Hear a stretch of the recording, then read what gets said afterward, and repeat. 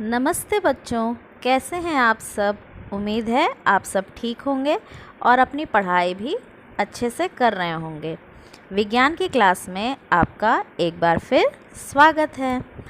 अब तक हम लोगों ने विज्ञान में तत्व एवं यौगिक के बारे में जान लिया था और हमने विभिन्न तत्वों के प्रतीकों और उनके महत्व को भी समझ लिया था। आज हम इसी क्रम में और आगे पढ़ेंगे और जानेंगे रासायनिक सूत्रों के बारे में। बच्चों, अब तक आपने यह तो जान ही लिया है कि तत्वों के अणु में एक ही प्रकार के परमाणु होते हैं। कुछ अणुओं में 2 परमाणु, कुछ में 3 और कुछ में 3 से अधिक परमाणु होते हैं। तत्व के अणु को दर्शाने के लिए यह जानना आवश्यक होता है कि उस तत्व का एक अणु कितने परमाणुओं से मिलकर बना है। जैसे हाइड्रोजन का एक अणु हाइड्रोजन के 2 परमाणुओं से मिलकर बनता है।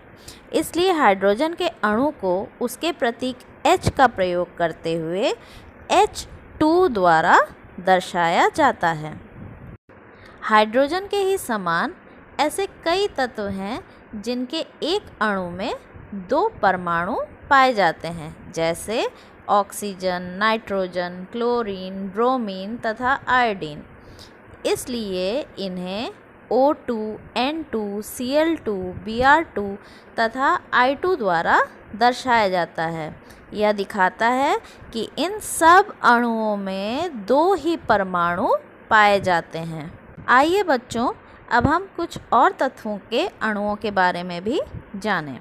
जैसे सल्फ़र। सल्फ़र के एक अणु में 8 परमाणु होते हैं। तो बच्चों बताओ, इसे हम कैसे लिख सकते हैं। बिल्कुल सही, इसे हम लिखेंगे S8। और फॉस्फोरस, उसके एक अणु में 4 परमाणु होते हैं, तो उसे हम कैसे लिखेंगे P4। बिल्कुल सही। अब बच्चों, अगर आपसे कोई पूछे कि तत्व का अणुसूत्र क्या होता है, तो आप आसानी से कह सकते हैं कि किसी भी तत्व के अणु को दर्शाने वाले उसके परमाणुवीय प्रतीक को ही उसका अणुसूत्र कहते हैं। ठीक है बच्चों, कुछ उदाहरणों से आप इसे बहुत अच्छे से समझ सकते हैं। जैसे हाइड्रोजन का अणुसूत्र क्या हो जाएगा H2, नाइट्रोजन का N2, फॉस्फोरस का P4 और सल्फ़र का S8। तो उम्मीद है आपको ये बात अच्छे से समझ में आ गई होगी। आओ बच्चों, यहाँ पर हम परमाणुकता के बारे में भी जान लें। किसी तत्व के एक अणु में उपस्थित परमाणुओं की संख्या को उसकी परमाणुकता कहते हैं। जैसे आप जानते हैं, हाइड्रोजन के एक अणु में 2 परमाणु पाए जाते हैं, तो हाइड्रोजन की परमाणुकता 2 हो जाएगी। इसी प्रकार नाइट्रोजन का भी 2 ही होगा। तो बच्चों, ये रही बात तत्व और उनके अणुसूत्रों की। अब हम बात करते हैं यौगिक और यौगिकों के अणुसूत्र के बारे में और विस्तार से जानकारी एकत्रित करते हैं। सबसे पहले तो आपको ये बताना होगा कि यौगिक क्या है। तो आप अच्छे से जानते हैं कि 2 या 2 से अधिक परमाणु जब निश्चित अनुपात में मिलते हैं तो यौगिक बनते हैं। यौगिक के अणु की संरचना निश्चित होने के कारण उनमें उपस्थित परमाणुओं की संख्या भी निश्चित होती है। चूँकि परमाणु सामान्यतः अविभाज्य है, अतः यौगिक के अणु तथा अणुसूत्र में उपस्थित तत्वों के परमाणुओं की संख्या हमेशा पूर्णांकों में ही होती है। उदाहरण के लिए बच्चों, हाइड्रोजन क्लोराइड के एक अणु में हाइड्रोजन का 1 परमाणु तथा क्लोरीन का 1 परमाणु होता है। इसलिए हाइड्रोजन क्लोराइड के एक अणु को HCl सूत्र द्वारा दर्शाया जाता है।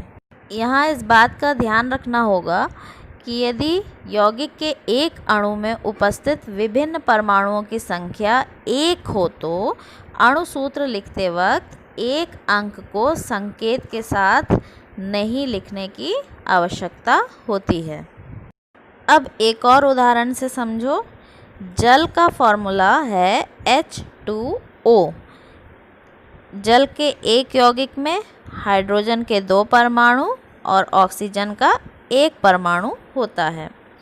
तो यहाँ पर जब हम फॉर्मूला लिखेंगे, अणुसूत्र लिखेंगे, तो हम वहाँ पर दिखाएंगे H2O। पदांक में हाइड्रोजन के लिए हम 2 लिखेंगे, लेकिन ऑक्सीजन का 1 ही परमाणु है, इसलिए वहाँ पर 1 लिखने की आवश्यकता नहीं है। यहीं से हम यौगिक के अणुसूत्र की परिभाषा भी जान सकते हैं।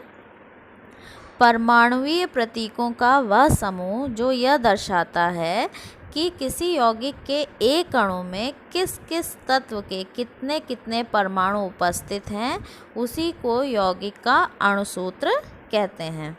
जैसे जल के एक अणु को ले लीजिए, उसमें हाइड्रोजन के 2 परमाणु हैं और ऑक्सीजन का 1 परमाणु है, इसलिए हम इसे इस अणुसूत्र H2O द्वारा दर्शाते हैं। उम्मीद है आज की क्लास के बाद आप तत्व एवं यौगिक के अणुसूत्रों को लिख लेंगे। कल हम फिर इसी को आगे बढ़ाएंगे। तब तक अपना ख्याल रखिए और पढ़ना बिल्कुल मत भूलिएगा।